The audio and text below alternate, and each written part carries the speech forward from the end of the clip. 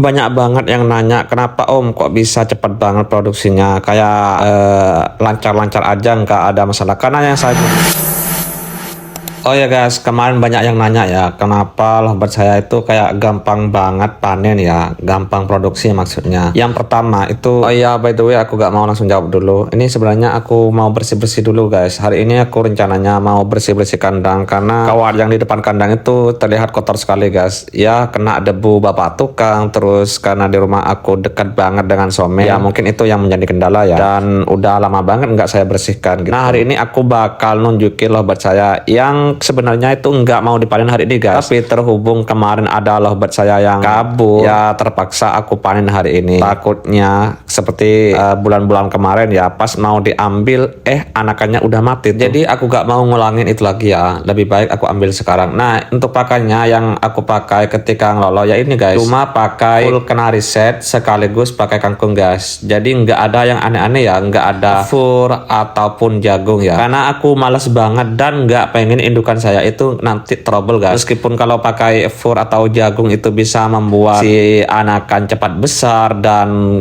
gemoy-gemoy, itu aku nggak terlalu tertarik guys. Nggak pengen indukan saya nanti malah lemak guys. Sebenarnya banyak banget yang pakai jagung ataupun fur ya, biar cepat produk atau biar apalah, saya kurang paham. Dan tidak berlemak juga, cuman aku khawatir banget ya, takutnya nanti malah trouble. Karena aku sendiri itu peternak yang memang mengutamakan indukan trouble ya, lebih baik aku mengutamakan induk itu lancar ketimbang memperbanyak anak. Kalau soal telur banyak itu ya tergantung indukan sebelumnya guys. Dan sering banget aku bilang kalau kalian misal mau lovebird kalian itu subur atau telurnya banyak ya, kalian memang harus memilih betina yang prospek guys. Misal dari sebelum-sebelumnya itu telurnya banyak dan indukannya baik, sekaligus tidak cepat sensitif ya. Jadi itu yang harus kalian perhatikan saat membeli lovebird betina. Beda lagi kalau jantan. Kalau jantan ya memang lebih mudah guys. Tapi kalau aku sendiri lebih memilih jantan yang posturnya lebih kecil, karena biasanya itu cepat birahi guys, ketimbang membeli lovebird jantan dengan postur yang sangat besar guys. Dan kalau soal pakan yang aku gunakan udah sering aku spill ya, jadi nggak perlu ditanyakan lagi, tinggal kalian scroll di video aku. Di sana itu banyak banget yang aku sebutin pakan apa aja, plus sekaligus takarannya guys. Tinggal kalian simak videonya. Nah di sini itu udah 3 kali produksi ya, tapi kedua kalinya itu selalu mati guys. Yang pertama mati karena disepet,